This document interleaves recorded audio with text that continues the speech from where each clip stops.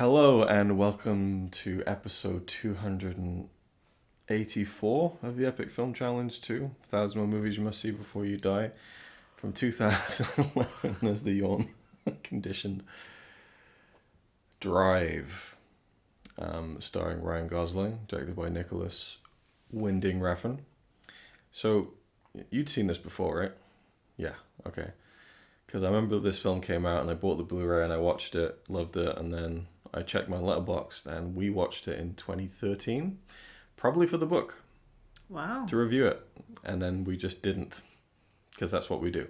So here we are in 2024, and I believe the next video in this series will be us talking about Die Hard 4 years ago. That's how messed up this whole chronology is. Anyway, And why are you choosing this to be 285? 4? Because I need to fill in 284. 4 years ago. Why was there no 284? Because... Why would you go back? Because you were drifting out with doing these, so I wanted to space out your appearances. So we did 285, 290, 293, and then it just... life happened. Drive can be summarized very briefly by saying it's about a getaway driver in LA who does a job and the job goes bad and everything just goes to shit from there. That's basically it. Ryan Gosling plays an unnamed character who is a stunt driver who kind of moonlights as a getaway driver. The opening scene of the film, you see him. He is unnamed, isn't he? Because I noticed in the subtitles it says driver instead of name, and then his line, and I'm just like... Yeah, Bryan Cranston's character just calls him Kid. I think that's the only time he ever gets addressed by any kind of name. It's a great cast. Bryan Cranston plays a guy who works in the car industry, kind of, but he's kind of owns a garage, and that's where Ryan Gosling's character works.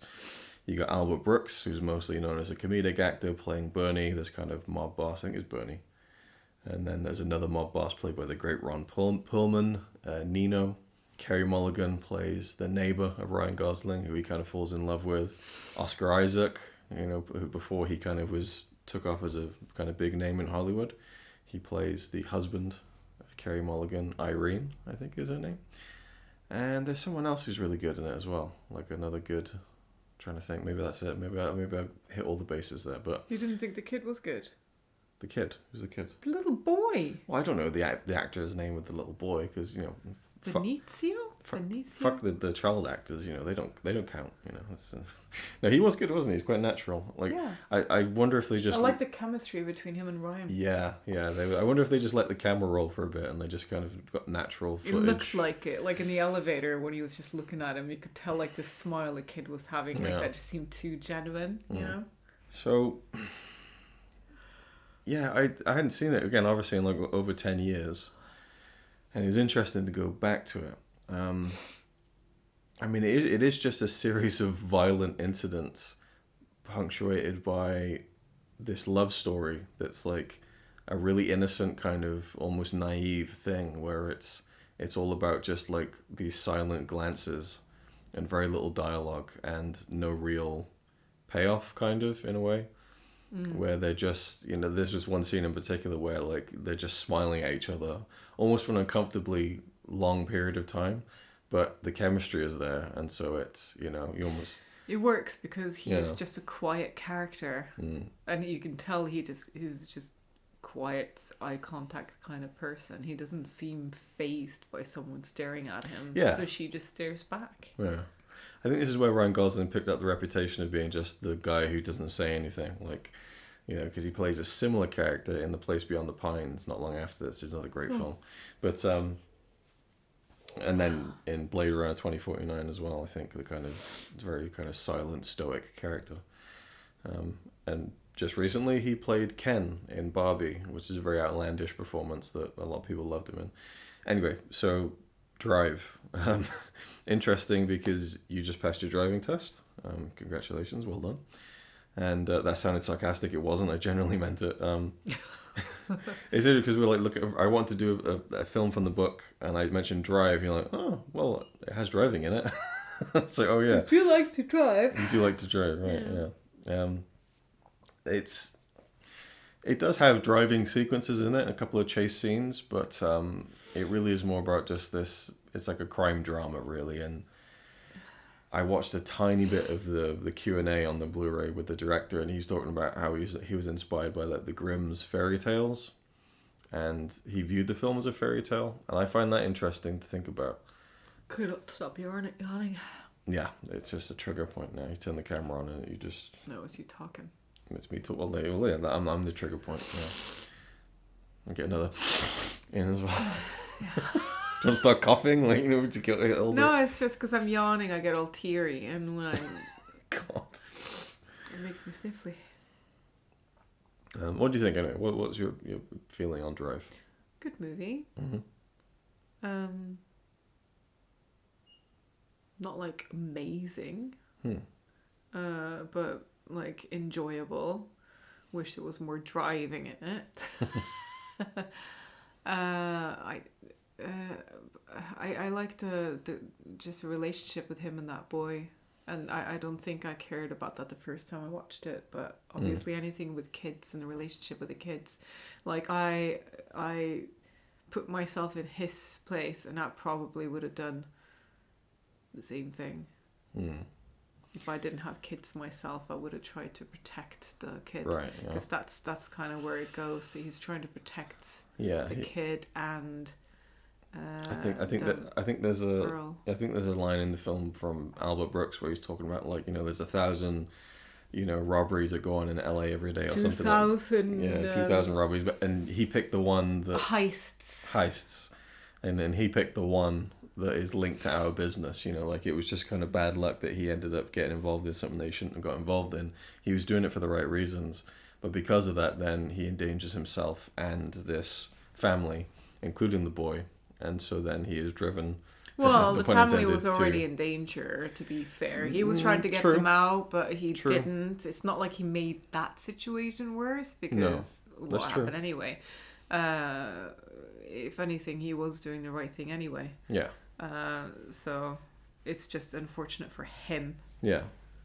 But if he hadn't gotten to know the girl, he wouldn't have done the heist anyway.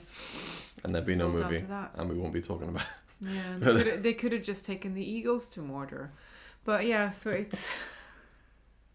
I think it was a good movie. I was thinking about it today at work, how I was happy that we did watch it, because it's been a lot of... I haven't really seen any movies in a while, because all I've been doing is watching driving videos for 3 months to try and get myself to pass the driving test faster. Yeah, ironically, the first movie we watched together has to do with driving.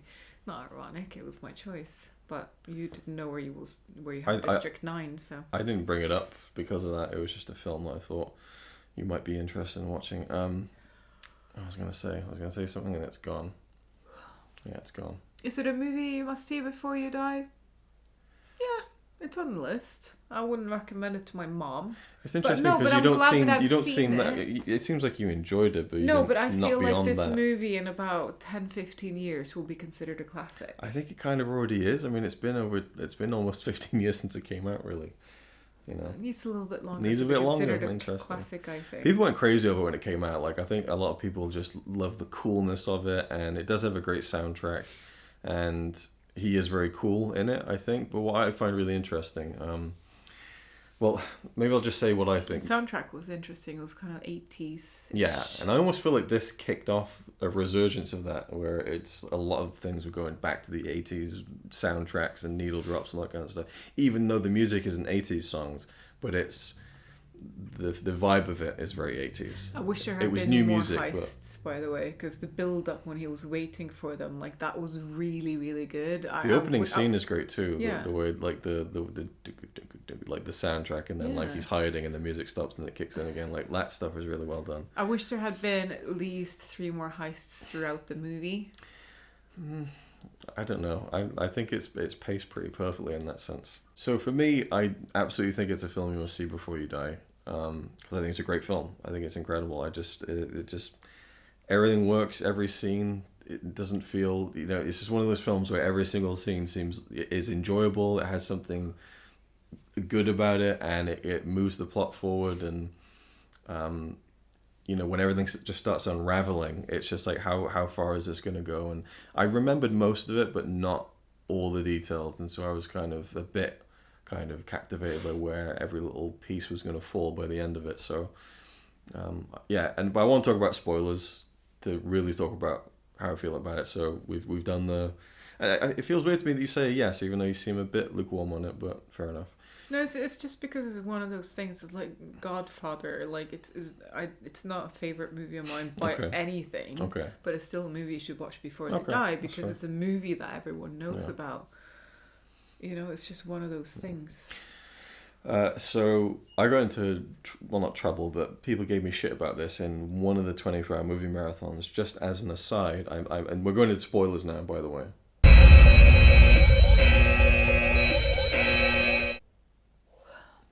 Great still for the spoilers, if you like that. Looks like you're dabbing almost. I mentioned that one of the most chilling scenes in a film I'd ever seen was the scene where Albert Brooks kills Bryan Cranston, where he just flips the arm and just slits the wrist down, and it's just like, that's it, it's okay, you're done now. You can relax. Like, just it's over. It's over. The matter of fact that, like, it's chilling. And someone was like, I can't believe you spoiled the whole movie for me. I was just like, well, the film's been out a couple of years and it's not like a huge plot point. I guess it is. Anyway, it's a chilling moment, and I think Bryan Cranston suggested that. I read that. The way that he would do it with the... Yeah, and the violence in the film is interesting because it's super violent, but in short bursts. There's probably only about 60 seconds of actual on-screen violence, but when you see it, it is fucking, like, graphic. Which is interesting because we were talking about what film to watch, and Oldboy came up, and you're like, there's no way, it's disgusting and violent. And so how do you feel about the violence in this film? Because it is really extreme. Yeah, but the problem with Oldboy wasn't the violence. That's not what I reacted to. That was what you initially brought up, though. That's because I thought that's what it was, but it was something completely different. Okay, and that explains why I... Okay, well, that aside, the violence in this film, how did you feel that? He could have maybe stopped stomping on his head. Okay, so that's... Because I hate the sound of a skull cracking. I hate head trauma in films. I mean, obviously, the idea of it in real life as well. It really grosses me out, just that idea of, like, cracking a skull or flattening a head. I just think it's, like, goes through me. But that was the only thing I really reacted to. The Bryan Cranston scene, I thought that was great because of the way he said it. That's it. That's all done. Like, I'm not going to do anything more to you, because he was his friend, but he just had to do it. So he was just like, I'm not going to do anything more. This is over now. But I was thinking, well, why don't you just fucking wrap something around your arm and tighten it really quickly? You will fucking live, you idiot. And I was just thinking about all the ways I probably would have saved my own life unless he was stood there watching him. Yeah, but it was the wrist, and it was a pretty deep cut. It wasn't just deep, it was all the way from the top to the bottom. Exactly. Yeah, but if you stop the blood flow up there, you might actually have a chance. They had phones, okay? 911. I feel like Bryan Cranston's character was already resigned to the fact that he was going to die at that point in time anyway, so yeah. The second I saw him limping, he was going to die. Because it's like, I feel bad for that guy. I also think it's the way that, not like, it's over now, I'm not going to do any more, but it's also like, don't worry about it. You're dead. There's nothing you can do about it at this point. Just relax and let it happen, kind of thing. The kind of simplicity of it and the quickness of it, I think, was to me. It wasn't that. It was it. That I'm not going to do anything else to you. I'm not going to hurt you anymore. It's a quick. He could have slit his throat. That probably would have been quicker. But maybe like he did with the guy in the diner where he just started stabbing him with the fork. Yeah, that was a bit much, wasn't it? So the scene in the elevator, yeah, stabbing with the fork in the eye first, but yeah. The scene in the elevator, that's so interesting because it's the only time in the film where it kind of moves out of reality for a little bit, where he's in the lift with the girl, and then there's a guy in there who's going to get him, and he just puts his arm to kind of block her, and then they move in, and the camera moves in, and then the lights change, and it's kind of this magical moment that's kind of outside of reality a little bit. And that's the only time anything like that happens in the film. And you get that moment where they kiss. And then it goes into the scene where he kind of beats the guy down. And, did he need to stomp him in the head that many times? Did he need to crush his skull? I find it so interesting because they had this love affair that was so pure and based on just, like, eye contact and, like, very wholesome moments where he's being a nice, kind of father figure to her son and everything. And in that moment when she leaves the elevator, obviously horrified of what's going on, and then he turns around and his face is all red and he's got blood all over it, and it's like the mask has slipped down. And I just think about, who is this guy? What made him like that? Because it's not like, oh, he needed to protect them, so he did what he had to do.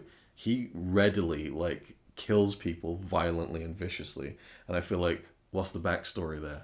What led him to that point where he was so, you know, like, violent and vicious? And it's just that one where he turns around and that look on his face where he realizes, well, I've ruined it now. Like, you know, that's that done. That's why he kissed her, just wanted that last kiss. That's what I feel like, yeah. Yeah, he knew what he was going to do, and he knew that she would be horrified. But he did it that way, and I think he was just, while he was crushing that guy's skull, he was also taking everything else out on him because they are threatening two people that he loves. And but it's that look. It was just a brilliant moment from him. That look on his face when, I don't know, there's just so much in that look when he turns around and looks at her and stuff. And that's the door close. Yeah, and another great moment is when the husband comes back and they're having a party to celebrate that he's out of prison, Oscar Isaac. And I forget what the lyrics were in the song, but the song's alluding to their love affair, kind of. And you just see her thinking about him, and it cuts to him and he's thinking about her. The way that was edited was really well done. And I like Oscar Isaac's performance when he's in the hallway, when he's like, oh, so, you know, you've been helping out, huh? You've been helping out? Like, and it feels really threatening and passive-aggressive. But ultimately, he kind of does accept him as a friend, which is really, it goes against what you're thinking in a way. It seems like he genuinely does kind of, you know what I mean? But then also when he leaves with the kid saying, like, come on, let's mommy talk to her new friend, or to her friend. It's like, yeah, it is loaded for sure, but yeah. I found that interesting. And Ron Perlman was great as that mob boss. I thought he was just, like, you know, entertaining. Albert Brooks, very sinister as this villainous character. And yeah, how do you feel about the way it ended with kind of, you know, is he dead? It's a little Inception-y, yeah. Yeah. But it's, yeah, I think it's a great film, and definitely one I hope to watch again. Maybe not in another 10 years, but maybe a bit sooner, maybe 5 years. Because you have like this, like, almost internal. It all depends if I'm in a mood for it. I guess, but you always seem to have oddly specific time, like, oh, that's like once every 8 years movie. Like, you seem to have these, almost like rating a film. You know the number of, like, is. Would you have one for this? Might be another 8, yeah. The 8, not 7 or 9. No, 5 is too early. I think it is great. Not normally my type with the violence and stuff, but I think that it justifies it, and the way that it comes out of nowhere is like this an explosiveness. The scene in the hotel or the motel room where she's in the bathroom, and you just get that. It's a very brief, but you suddenly realize what's going on, and the guy appears with the gun, and I think that stuff is really. That was a great scene, I think. Yeah, really great. So I love all that stuff, and yeah, so I think it's a great film. It's not like one of my favorites of all time or anything, but I think as far as that kind of film, it's pretty damn great. So for me, it would be a film you see before you die, and that's pretty much it. So thanks for watching, and we'll see you with the next one 4 years ago with Die Hard, I think. Well, a lot has happened in 4 years. Yes.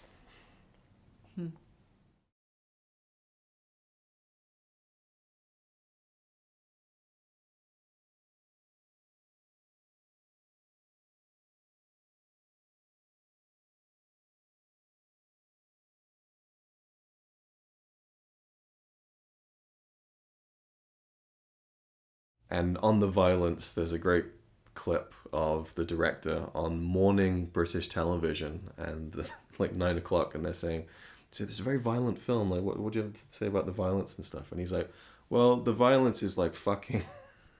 And they're just, oh no, you can't say that. It's not, we've seen a lot of films, and some of the violence can be very gory, but this just comes out of, it's like a car crash, in the violence is sudden. Well, violence is very easy to work with because it's a bit like fucking, you know, it's all about... No, you're not allowed to say that. Not allowed to say that. Thank you. right, We do apologise for that. Very sorry.